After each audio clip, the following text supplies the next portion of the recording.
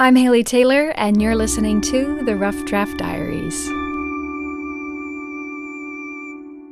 We're returning to the autism community on this episode of the Rough Draft Diaries, to an organization I've never heard of before, which kind of surprises me, as we've been on the air for almost 2 years, and we've done multiple stories within the autism community in the past. Toledo was a big little city, and you take that big little city and then you take the subset of autism providers or families with autism or families with a loved one with autism, and it just becomes really, really much smaller. That's Kate Schwartz. We'll get to know more of her in just a moment. And so everybody kind of knows the players of the game, but what the great part about meeting at like the GLCA is that it breaks down the barriers. And that's where we're going to start on this episode of the Rough Draft Diaries at the GLCA, which is where I'm meeting Kate and also Katina. My name is Katina Harding. I am the Executive Director of the Great Lakes Collaborative for Autism, and we are actually housed within the Finnegan Family Autism Center that is owned by ProMedica.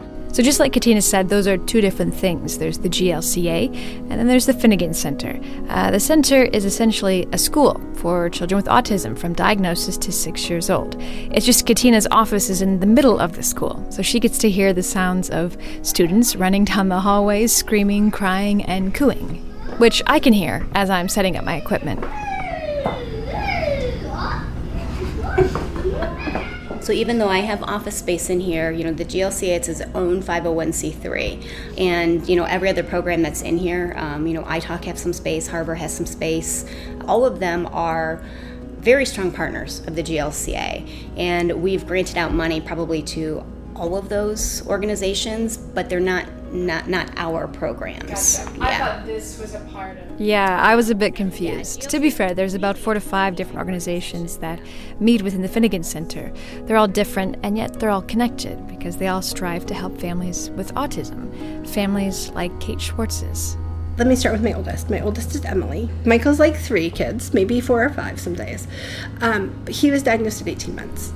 Emily is 15 and Michael is 12, and they were both diagnosed with autism at a very young age, which was quite a shock for Kate and her husband. We had already had one child diagnosed with autism, and holy Pete, now we have a second one, and I like to call it the river of denial. The river's pretty deep, and so for a little bit of time we stayed in denial, and it was really hard to finally realize that we actually had 2 kids on the spectrum. One way Kate survived the river of denial was by reaching out to the community of organizations that provide help for families with autism. People like Maureen, a practitioner at Rehab Dynamics, who Kate could call in the middle of the night when she needed help. I remember texting her at 9 o'clock one night that my kid had a battery acid burn on his upper lip because he kept eating batteries. We didn't know where this kid was finding the batteries, but he was, Houdini and could find batteries anywhere. And so she texted back right away. Like, go get sweet, go get salty, go get crunchy, go get sour. And I just remember at 9:30 at night just sobbing in the checkout lane because I was so afraid that something like catastrophic was going to happen to my child. And then I call her in the Kroger line and I'm sobbing, and she's like, no, just, you're okay. It's those mentors that have truly made a difference. Those kinds of stories are what the GLCA really loves, because it's what they do. They kind of bind all these organizations, these groups together. They connect parents, community groups, universities, healthcare organizations, service agencies with each other. So Kate was able to find early intervention for her children through the programs offered here in Toledo. And although Kate is extremely thankful for all the help she has received, she mentioned at the end of the day, parenting is still difficult. I always feel like I'm failing.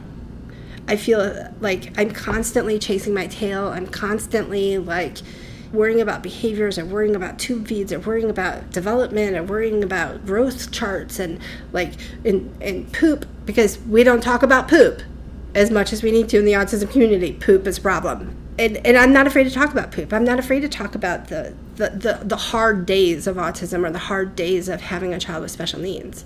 But the beauty about this community is that you can get involved if you want to, even if it's an hour, even if it's 2. You don't have to take on 8,000 agencies. Just that couple of hours once a month makes a difference to what we do. Over and over again, Kate mentioned that the success of her family, the success of her parenting is due to these facilities found in Toledo. She only wishes others could be just as aware of them as she was. It's a question she got extremely excited to answer when I asked, what do you wish to change in the autism community in Toledo?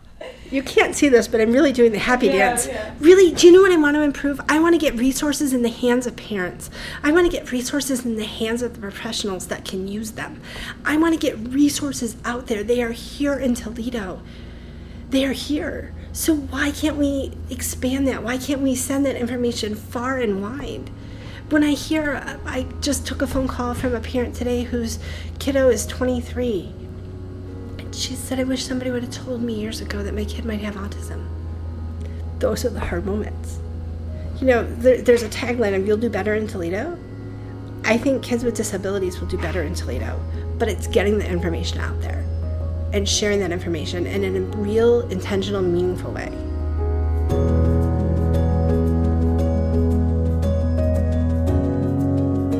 I'm Haley Taylor, and thanks for listening to this episode of the Rough Draft Diaries.